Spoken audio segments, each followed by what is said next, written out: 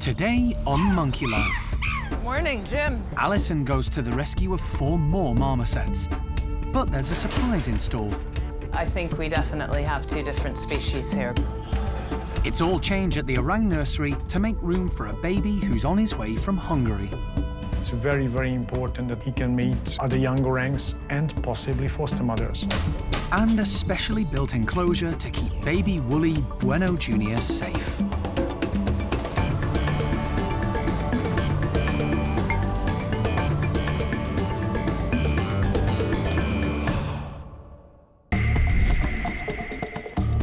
Monkey World in Dorset, nestled deep in the English countryside, is the largest sanctuary of its kind on the planet. The team, led by Dr. Alison Cronin, rescues and rehabilitates abused and unwanted primates from all over the world. We've really done everything we can to make her journey as smooth as possible. The park provides a home for more than 240 monkeys and apes, allowing them to live out their lives in safety and peace.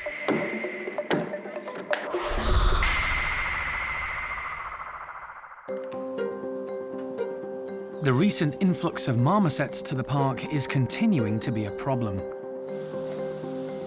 Building work has started on a new marmoset complex, but it'll be a while before it's ready to take any residents. Today, Alison is heading north to Cheshire to pick up 4 more little monkeys, once again victims of the British pet trade. She's been contacted by a pub landlord who's moving out and can't take them with him. But she's confused about the information she's been given. The photographs that came through, it's very clear to me that he doesn't have a group of common marmosets. He has a female common marmoset and what appears to be 2 completely different species. And it would seem that the males have mated, one of the males has mated with the female, and they've produced a hybrid offspring that looks like a common marmoset. This is becoming an increasing problem. Unscrupulous dealers are selling primates as one species, when in fact they're something entirely different. And the landlord of this pub is just one of many people who have been duped. He bought the monkeys to attract families into the pub, but now he wants them to live in a more natural environment. Morning, Jim. Jim McPhee is one of the better owners. He's tried to give the marmosets a decent home by building a large outdoor enclosure and feeding them the correct diet. But like so many owners, he doesn't have the knowledge to look after them properly, and he's had to spend a lot of money. And for the 3 marmosets, how much did you pay? I paid £3,900. Approximately everything probably costs something in the region of about 8,000 to 10,000 an hour. It's very sad. Inside, the monkeys are being kept in a birdcage. Hey, you, so you're one of the little men? Hi, you. Oh, your ears are laid back. Not common marmosets, I don't believe. So Alison's suspicions are confirmed. Jim thought he'd been sold 3 common marmosets by the pet shop, but he was wrong. I've seen 3 of the marmosets, the 3 adults, and I think we definitely have 2 different species here. But, you know, once again, I'll reserve judgment until we get them back to the park and they come out of their nest box and we can see them moving around. But the 2 boys look distinctly different to me than a common marmoset, so my gut instinct says that we have 2 different species. Along with the 3 adult marmosets, there's also a baby, which belongs to the female. So it's baby rice or baby milk? There's different types. I give them various, I think I've given them about 3 different types, banana flavoured. Jim gives Alison a detailed list of the food he's been giving the monkeys. It's clear he's made a big effort to try to care for them properly. These marmosets are lucky in having had a good owner. In most of the cases Alison sees, they're in a much worse state. All really good, and he's done really nice things, and we'll take good care of his monkeys. So, we'll see you later. I'll give you a shout as soon as we get back home. So it's all changed for these little marmosets. In just a few hours' time, they'll get the first glimpse of their new home.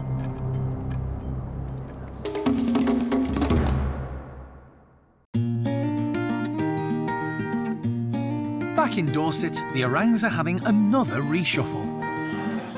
Hsiao-quai and her adopted daughter Awan are moving back to the nursery. There they'll rejoin Hsiao-quai's two sons, 7-year-old Kai and 5-year-old Jin.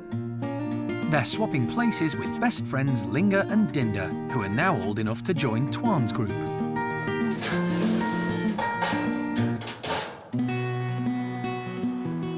The reason for the switch lies in the Hungarian capital, Budapest. The zoo there has asked Monkey World for help because they have a young male Sumatran orangutan in need of a new home.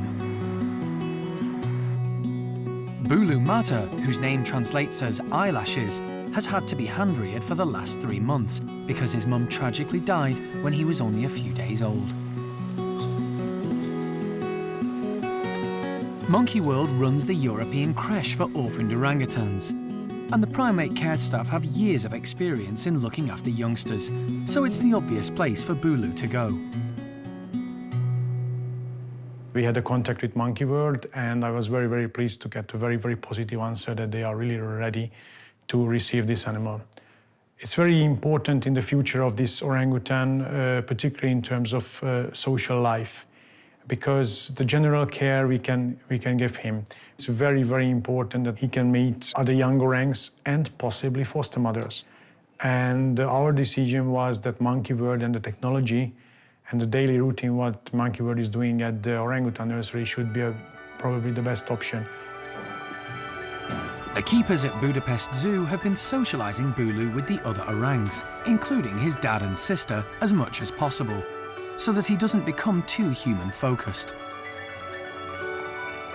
We hope that it will help him during the introduction process in Monkey World. He can smell, the others can a little bit touch him, he can feel an orang. So for the future perspective, I think it's going to be very, very hopeful. It's hoped that Hsiao-quai will act as surrogate mum to Bulu, which is why she's been brought back to the nursery. She's very maternal and over the years has proved to be a great mother figure. And she took on Awan when her mum rejected her. An added bonus is that she's still producing milk. But whether her milk is of a good enough quality or quantity, no one knows. And it is a gamble that she'll look after Bulu. The team are hoping her instincts will kick in once again when she sets eyes on him.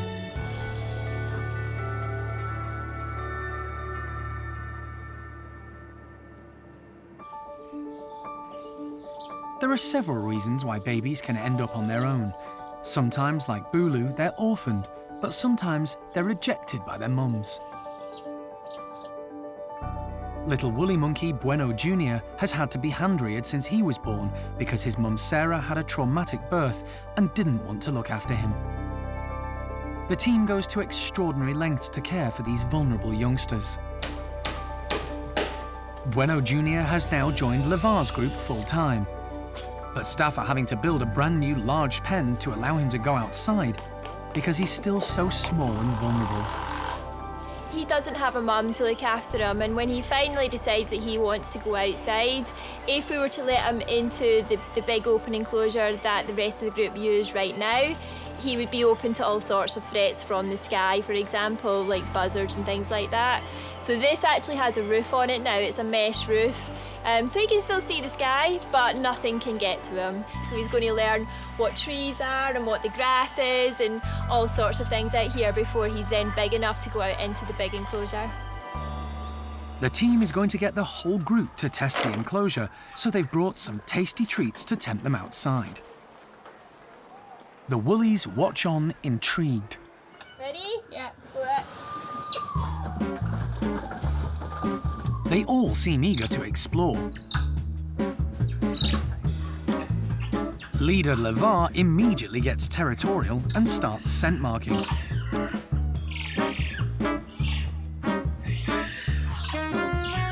While dominant female Paquita, who loves her food, heads straight for the fruit. As does Kuna, the other adult female in the group. Boys will be boys, and boisterous Bronco gives the new hoses and cargo net a test run. Lavar is happy to leave him to it.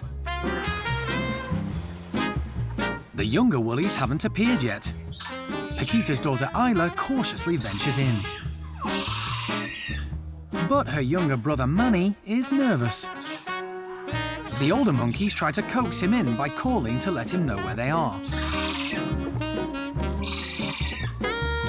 But he's scared and stays put. Bronco, who's like the uncle of the group, takes matters into his own hands and offers Manny a ride.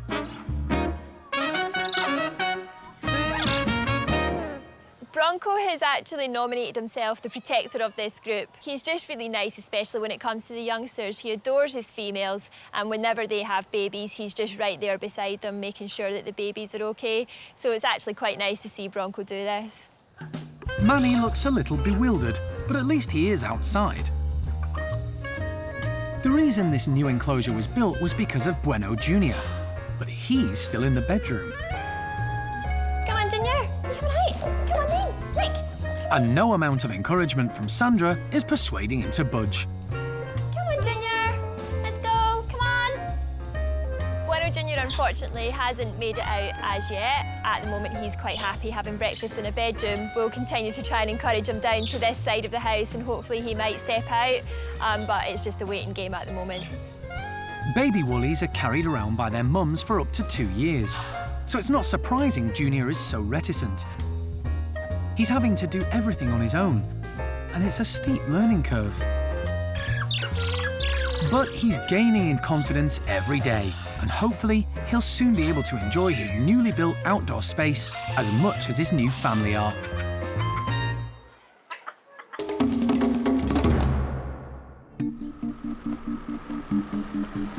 Alison is just arriving back at the park with 4 new marmosets after a long journey from Cheshire. There are 2 males, 1 female, and a baby, but Alison is still unsure of their specific species. We can make a decision about what we think they all are. The family are going to be put in a bedroom together for the time being, until the primate care staff have had a chance to see how well they all get on together. They seem eager to explore their new surroundings, and the first signs are hopeful. Of course, this is the first time I've actually been able to see them move and run because they were all tucked up this morning, so they look pretty good. She's definitely in charge and quite stocky and robust. The boys look sort of scrawny, but that might be because just the fur's missing and they look that way. So we'll keep an eye on them, and the youngster's fine and very independent, because right now the 3 adults are sort of sticking in this side and the youngster's over in the room next door. The 3 adult marmosets have already got names. The large female is called Little Red. She's a common marmoset. But the 2 males are a puzzle. One is called Brass, and the other is Evie. The dealer who sold him originally said he was a she. But the baby has yet to be named, and animal manager Jeremy has had an idea. Jeremy hit the nail on the head. Basset, because he's all sorts. So he's got all sorts mixed up in there. In the wild, marmosets live in small family groups, and that's how the team like them to live here at the park. Hopefully, these 4 will get along harmoniously, but if for any reason there are problems, they could separate Little Red off and put her in with another male. We'll have to wait and see how they develop and how their relationship goes and if they stick together. But really pleased, they're looking good.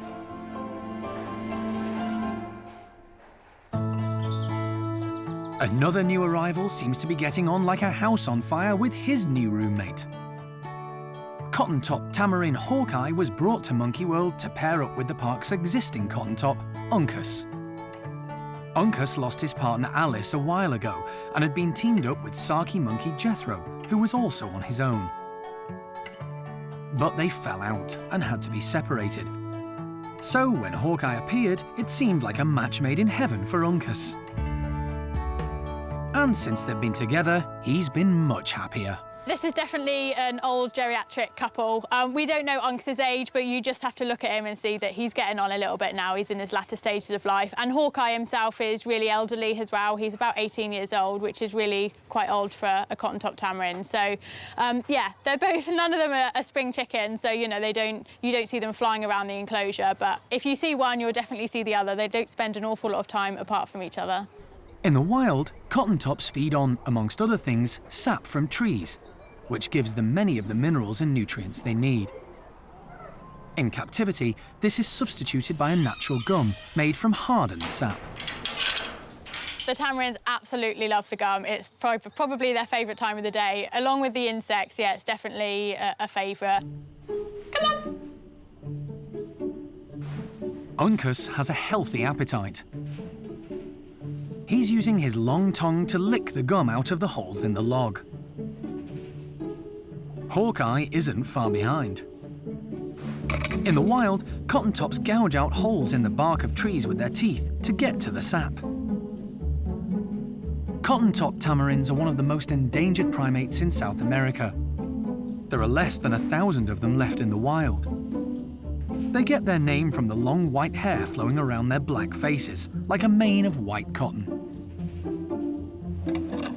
The keepers haven't made it easy for Uncas and Hawkeye. They've suspended the logs around the enclosure to encourage the two Cottontops to get some exercise. Hanging them on ropes tests their agility, balance, and strength. It's still really important to keep them active and to keep them busy. If we just made everything simple for them, then what's the point really? They're just going to sit there and get old. So anything that we can do to keep them busy, as long as they're obviously still able to do it, it's still important to try and keep them stimulated. Cottontops are social animals, so it's great that Uncas now has another friend to grow old with. At Hernania's house, the chimps still seem rather dejected after the tragic death of one of Cherri's twins, her 2-week-old daughter Louise. But the post-mortem has proved interesting. Little Louise had a hole in her heart, and it was 2 to 3 millimeters in size. Now, that doesn't actually sound very big, but if you look at the tip of, say, a pen, that's probably about 2 to 3 millimeters. And if you put high pressure fluid behind it, i.e. a heart pumping blood from one side to the other, that's a fair amount of fluid that's not going the correct direction, let's put it that way. As it happens, the post-mortem can at least relieve our concerns and worries that we missed something. There was no way we could have known that Louise had a hole in her heart. So good to know. Doesn't make me feel any better, and I'm still terribly sad for Cherri and terribly sad for the group and for Velma, who gets to grow up in the group, albeit a fun group, but it would have been nice if she had her sister with her to sort of grow up together and be able to play together. Morning, guys! To try to cheer the chimps up, the primate care staff have planted coconuts and chestnuts all over the enclosure. Chimps are very intelligent, but these can be hard nuts to crack. Hanania is so busy putting on a display for the others that he's missing out. High-ranking Johnny knows with so many chimps around, you have to grab what you can, when you can. A philosophy Simon also subscribes to, although he prefers chestnuts to coconuts. The boss is still too busy throwing his weight around to notice the treats are disappearing fast. Grabbing the coconuts is one thing, getting into them something else, and all the chimps have different techniques. Tutti is nothing if not determined. And eventually, perseverance pays off. For some. Johnny hasn't had any success so far and is now trying brute force, but still getting nowhere. Clever Tico, who is second in command, is using his brains. He's sharpening a stick and pushing it into the husk to get at the milk, watched by an admiring honey.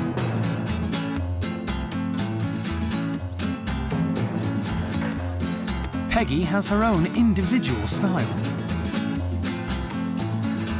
Slowly, they do start to reap the rewards.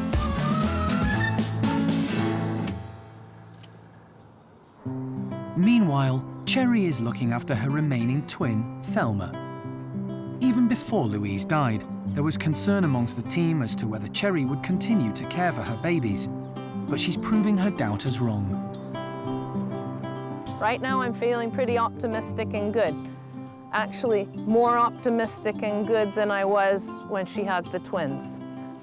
So I think, and I'm very hopeful, and I'm touching a lot of wood right now, that Cherri will be able to look after Thelma and that she'll be able to grow up in Hananya's group fit and strong. The events of recent weeks seem to have brought the chimps closer together. Babies are very important in chimp society, and Cherri will have plenty of help bringing up her little girl. Thelma may have lost her sister, but she's gained a lot of doting aunts and uncles.